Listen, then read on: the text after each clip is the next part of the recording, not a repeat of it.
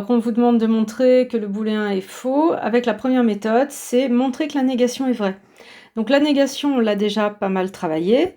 Je vous rappelle que ça peut s'écrire quasiment automatiquement sans réfléchir, en observant la structure de booléen. Ici, déclaration de variable, on change le quantificateur. Non A, il existe Y appartenant à R. Deuxième partie, c'est présentation d'un quantificateur, présentation d'une variable, on change le quantificateur pour tout X appartenant à R. Et là, on arrive à cette partie-là, qui est un petit booléen, et donc on écrit sa négation, Y différent de X au carré. Si on veut, derrière le il existe, on insiste sur le tel que, on se relie. Je peux trouver une affectation de Y réelle, peu importe l'affectation de X dans R, Y ne sera pas égal à X au carré. Donc on va essayer de montrer que ce booléen non A est vrai. Je vous fais remarquer aussi au passage que je n'ai pas mis soit non A, puisque A est déclaré. Donc j'ai pris la notation par défaut, je ne déclare pas, je l'utilise. Et donc c'est parti, il existe Y appartenant à R, ça peut se faire soit par l'intuition, soit par analyse synthèse. Regardons ce qu'on nous demande. On nous demande si on est capable d'intuiter un Y qui n'est jamais égal à X au carré, peu importe le X. Et bien il n'y a qu'à prendre un Y négatif dans R, ça s'intuite bien. Donc on répond, moi je vais choisir mon nombre préféré, moins 12, soit X appartenant à R. Alors X au carré supérieur ou égal à 0, donc X au carré différent de Y. Voilà, puisque Y inférieur à 0. Donc il suffit de jouer sur les signes. Faire une démo par l'absurde, ce serait quoi? Ce serait regarder A et supposer que A est vrai. Donc supposons A vrai. Je suppose le contraire de ce que je veux prouver. Je veux prouver que A est faux, donc je suppose que A est vrai. Donc si A est vrai, c'est que peu importe la valeur de Y, on peut toujours associer à Y un certain X tel que Y égale X au carré. Donc la démonstration elle va ressembler à celle d'avant. Les nuances, c'est vraiment dans la rédaction. Donc moi, je vais choisir une valeur de Y moins 12. Et ce qui va changer dans la rédaction, c'est que puisque A est vrai, eh bien, on peut déclarer X appartenant à R tel que X au carré égale moins 12. Et là, c'est absurde à cause des signes. Donc vous voyez, comment dire, le fondement de la démonstration, ça a quand même été d'exhiber une valeur de Y qui posait problème. Donc en général, face à un truc comme ça, on préfère montrer que la négation est vraie plutôt qu'attaquer une démonstration par l'absurde si on a le choix. Et donc on n'oublie jamais de conclure ainsi. A est faux dans les deux cas. Soit parce que la négation est vraie, soit parce qu'en supposant que c'est vrai, ça donne une absurdité.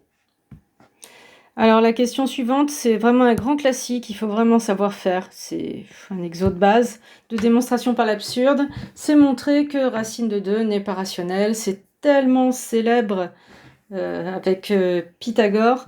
Il faut absolument savoir faire ça. Donc la première étape de la démonstration, c'est donc de supposer le contraire de ce qu'on veut démontrer, c'est-à-dire ça. En quoi ça nous permet d'avancer, de supposer racine de 2 rationnelle? Ça nous donne une expansion de racine de 2 sous forme d'un quotient d'entier. Donc on va déclarer nos variables qui nous permettent d'écrire que racine de 2 est un quotient d'entier. Donc comme racine de 2 est positif, je peux l'écrire avec un quotient d'entier naturel. J'oublie pas que D doit être non nul, je le déclare bien. Et c'est du tel que, puisque c'est le numérateur et le dénominateur associés aux racines de 2. Vous voyez, il y a une particularité.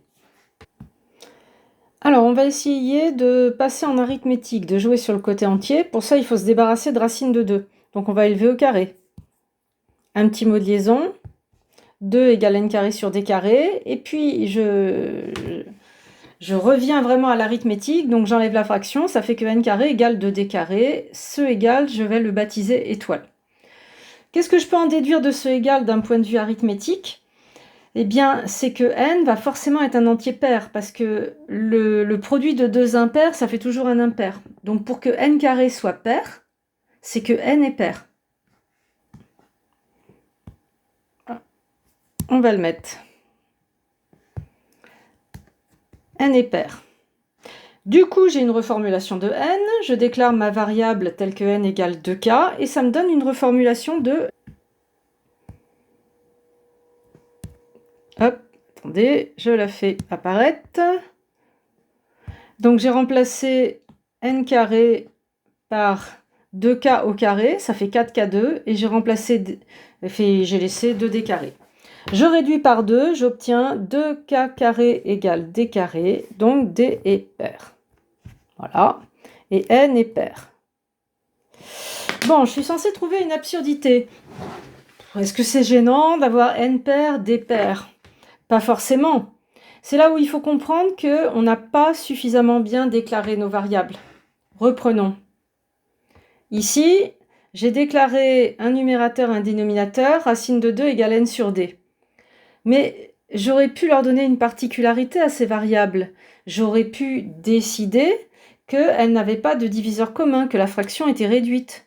Parce que souvent, quand on écrit une fraction, on la réduit. Alors, c'est peut-être implicite pour vous quand vous avez fait ça, mais en vérité, tel que c'est rédigé ici, ça ne se voit pas. Et du coup, si on ne déclare pas nos variables avec la particularité qu'elles n'ont pas de diviseur commun, on n'arrivera pas à la contradiction.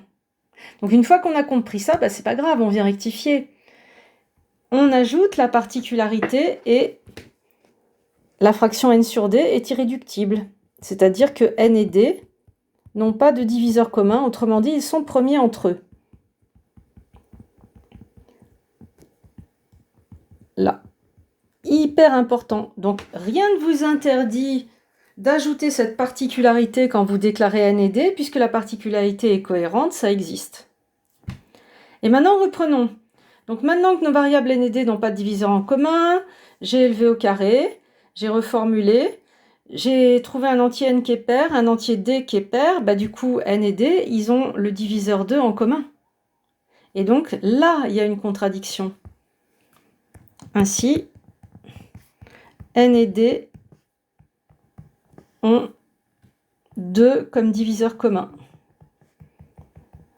Et il y a une contradiction avec ce qu'on a déclaré.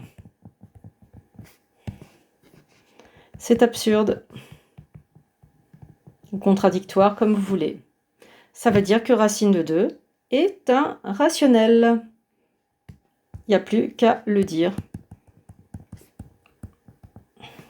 N'est pas rationnel, excusez-moi, je commence à fatiguer. Voilà. Ce qui termine la démo. Et bientôt le chapitre. Allez, courage.